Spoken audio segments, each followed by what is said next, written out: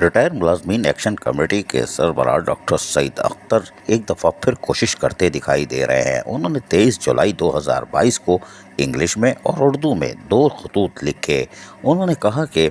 محکمہ بلدیات حکومت سندھ اور کنٹرولر جنرل اکاؤنٹس کے درمیان کراچی کے بلدیاتی ملازمین کی تنخواہ اور پینشن بروقت ادائیگی کے سلسلے میں مفاہمتی یادداشت کا ہم خیر مقدم کرتے ہیں اور امید کرتے ہیں کہ اس مفاہمتی یادداشت کی روح کے مطابق کے ایم سی کے پینشنر کو بروقت پینشنز اور ان کے واجبات ریٹائرمنٹ کے 15 دن کے اندر ادا کر دیے جائیں گے۔ ان کا کہنا تھا کہ کے ایم سی کے ریٹائر ملازمین پریشان حال ہیں۔ انہوں نے وزیر اعلیٰ سندھ اور وزیر بلدیات اور سیکرٹری بلدیات سندھ کی کاوشوں کے نتیجے میں ملازمین کی برسہ برس کے مطالبات کے سلسلے میں مثبت پیش رفت کا جہاں خیر مقدم کیا، اور اس سلسلے میں وزیر اعلیٰ سندھ کا خصوصی طور پر بلدیاتی ملازمین کے مسائل پر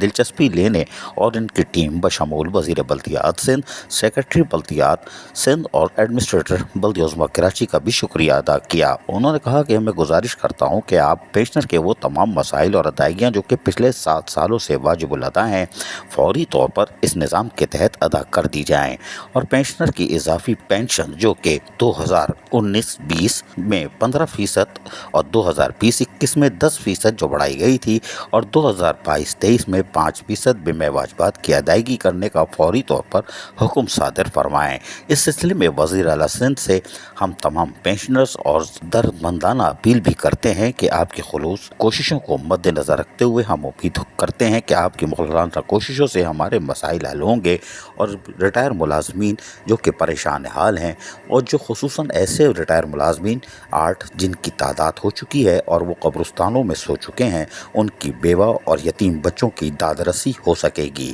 ڈاکٹر سعید اختر نے جہاں شکریہ ادا کیا، وہیں ایک بار پھر درخواست کر دی ہے، اور ہمیں امید ہے کہ بلدیہ عظمیٰ کراچی سندھ حکومت کی طرف سے یقینی طور پر اب 2 ارب کی جو متوقع گرانٹ ہے اس سے فوری طور پر ادائیگی کا مرحلہ شروع کر کے ریٹائر ملازمین کو مطمئن کر دے گی۔ عزیز عارف، KBS بلدیاتی نیوز کراچی۔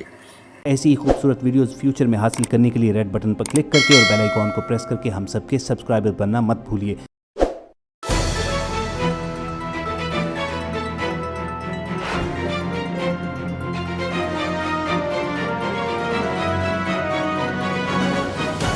KBS بلدیاتی نیوز۔